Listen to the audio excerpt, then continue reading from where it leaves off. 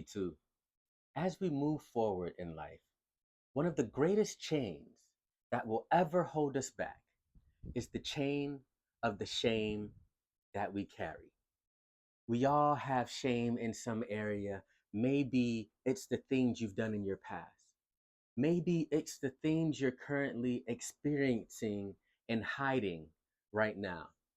Maybe it's the thoughts in your mind wondering what will happen if they find out about the skeletons in my closet.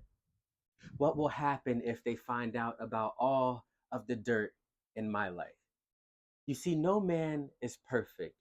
We all carry something that we're not proud of. But in John chapter 15, Jesus tells his disciples, "You have been made clean by the words that I have spoken." Meaning that as you read the word of God, he begins to wipe away the filth in your life. He begins to break the chains of shame and bondage off of you. As Romans chapter 8 tells us, there is therefore now no condemnation to those in Christ Jesus.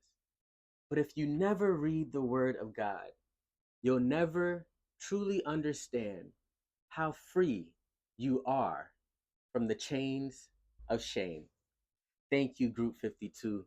God bless you, God keep you, and have the best week of your life.